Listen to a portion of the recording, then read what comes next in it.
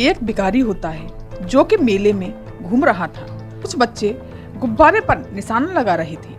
गुब्बारे पर जब निशाना लगाते हुए उन बच्चों को वो भिखारी देखता है तो उन्हें देखता ही रहता है।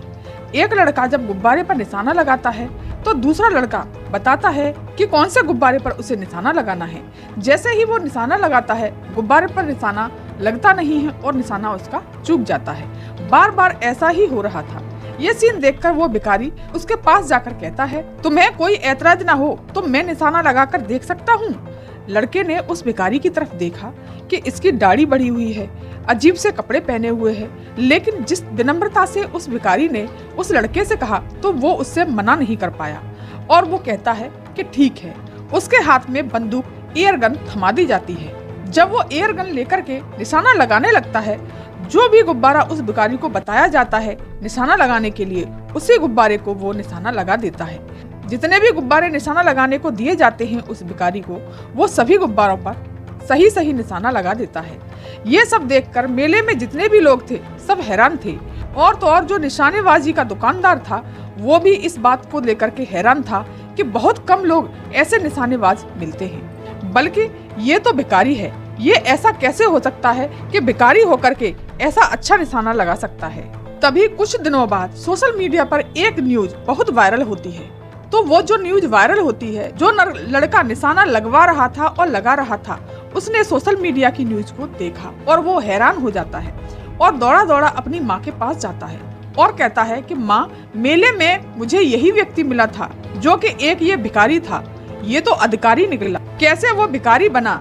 जैसे ही वो सोशल मीडिया पेज पर शेयर कर देता है। नमस्कार दोस्तों, मैं कृष्णा सिंह। आज की सच्ची घटना जो मैं आपको सुनाने जा रही हूँ वो असल में घटना मध्य प्रदेश की होती है। मध्य प्रदेश के 28 विधानसभा में चुनाव हुआ था। 10 नवंबर 2020 को उसकी मतगणना होने वाली थी। सुबह 8 बजे से मतगणना शुरू हो जाती है। तभी इसका इंतजार किया जा रहा था कि कौन सी सीट पर कौन आएगा और कौन जीतेगा और कौन हारेगा। ये सब जानने के लिए लोग टीवी के आगे बैठे हुए थे, ये सब जानने की कोशिश कर रहे थे। मध्य प्रदेश का एक जिला है ग्वालियर, जिसमें एक तकनीकी दिक्कतों की वजह से सुबह से लेकर के रात के 12 बज जाते हैं और रिजल्ट की घोषणा नहीं हो पाती। फिर और इंतजार किया जाता है तो लगभग रात के 1 बज जाता है, फिर घोषणा होती है। तब जाकर के लोग राहत की सांस लेते हैं। सब अपने अपने घर चले जाते हैं और अधिकारी भी जाने लगते हैं। ऐसे ही 2 अधिकारी और होते हैं, वो दोनों डीएसपी होते हैं। एक अधिकारी का नाम रत्नेश कुमार तोमर, दूसरे अधिकारी का नाम होता है विजय भदौरिया। वो दोनों अपनी गाड़ी में बैठे होते हैं। ये दोनों उस वक्त सुरक्षा का जायजा ले रहे थे। रात को लगभग 1:30 के आसपास का वक्त था। जैसे ही वो दोनों जाने लगते हैं तो एकदम से ही जो गाड़ी की लाइट पड़ते ही उसके सामने एक आदमी आता है। लाइट पड़ते ही वो छिप जाता है। ये दोनों अधिकारी सतर्क हो जाते हैं कि ये कौन है जो कि हमें देखकर छिप गया है।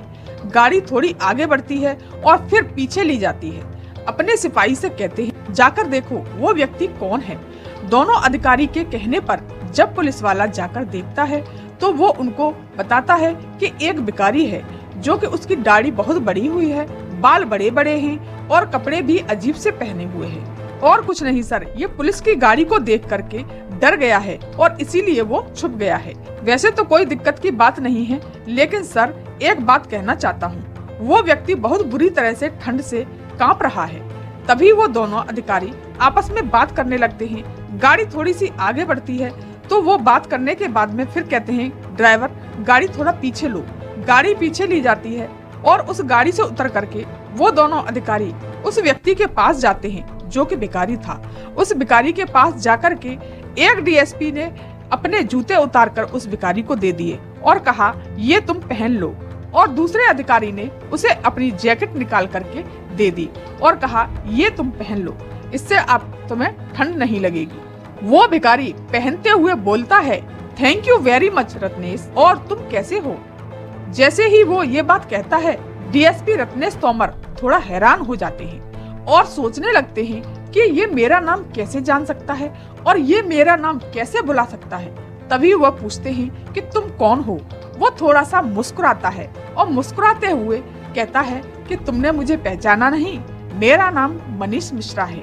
ये सब सुनने के बाद दोनों अधिकारी आपस में बात करने लगते हैं और ये अधिकारी कहता है कि ये नाम थोड़ा सुना सुना सा लग रहा है, जाना पहचाना सा लग रहा है। और फिर कहता है कि हाँ, जैसे कि मेरा बैचमेट हो। मध्य प्रदेश में 1999 में जब भर्ती होती है बतौर सब इंस्पेक्टर, तब रत्नेश तोमर और उसका खास दोस्त होता है मनीष मिश्रा। दोनों की साथ साथ ट्रेनिंग होती है। मनीष मिश्रा पढ़ने में बहुत होशियार होता है और उसका निशाना बहुत अचूक था, बहुत अच्छा था। उसकी तारीफ पूरे बैच में हुआ करती थी। 1999 में उसकी नौकरी लग जाती है।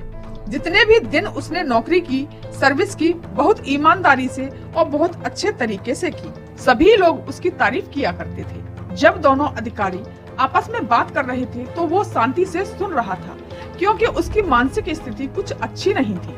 तभी दूसरे डीएसपी ने कहा, ये अगर तुम्हारा दोस्त है तो इसे घर लेकर के चलते हैं और इसे दिखवाते हैं। जब वो मनीष मिश्रा ने ये सुन लेता है कि उसको दिखाने की बात हो रही है, तो वो गाड़ी में बैठने को तैयार नहीं होता और वो भिखारी साफ मना कर देता है कि मैं नहीं जाऊंगा। वो दोनों डीएसपी बार बार उससे जिद करते हैं और गाड़ी में बिठाने की कहते हैं। वो बार बार मना कर देता है। तभी पुलिस वाले ने कहा, साहब परेशान होने की बात नहीं है और कोई जरूरत नहीं है। पास में ही एक एनजीओ है जो ऐसे ही लोगों पर काम करती है, आपको उनको बुला लेना चाहिए।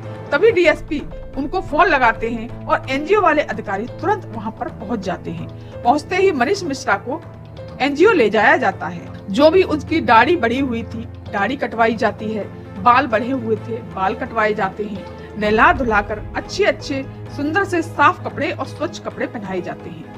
जैसे ही सोशल मीडिया के माध्यम से ये वीडियो वायरल होती है तो पुलिस डिपार्टमेंट को पता चलती है जिन लोगों के साथ में मनीष मिश्रा ने काम किया था, जो लोग इनके साथ रहे थे, तो वो लोग मनीष मिश्रा से मिलने के लिए आते हैं और ये कहानी सोशल मीडिया पर बहुत वायरल होती है। सभी लोग ये सोचने पर मजबूर हो जाते हैं कि ये व्यक्ति इतना होशियार था और अच्छा निशानेबाज था। दरअसल ऐसा क्या होता है कि ये व्यक्ति इस हालत में पहुंच जाता है।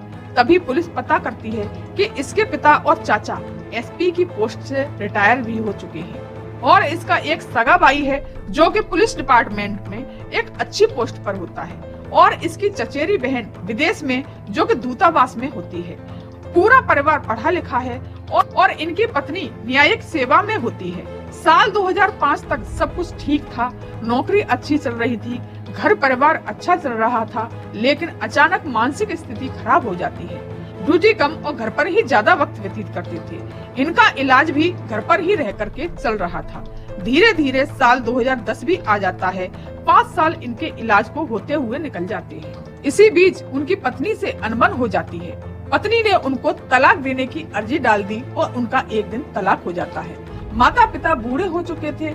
परिवार में लोग अपने अपने काम में बिजी थे और ये भी कहा जाता है जो कि इनके चाचा एसपी थे वो भी इनका ख्याल रखते थे, लेकिन आंख चूक के थोड़ा सा इधर उधर हुए वो वहाँ से भी निकल जाया करते थे। एक दिन मनीष मिश्रा अपने घर को छोड़कर चले जाते हैं, इधर उधर भटकते हैं। जहाँ कहीं भी उनको होटल मिलता या ढाबा मिलता या कहीं खाने का ठेला मिलता, भीख मांगने लगते हैं और भीख मांगकर खाने लगते हैं।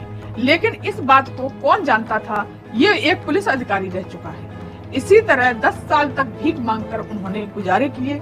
उन्होंने अपने घर की तरफ 10 साल तक कदम नहीं रखा। ऐसी ही सत्य घटना को सुनने के लिए बने रहिए। दोस्तों, मेरा उद्देश्य किसी को दुख पहुंचाना, किसी को चोट पहुंचाना नहीं है, किसी को परेशान करना नहीं है, बल्कि जागरूक करना है। धन्यवाद।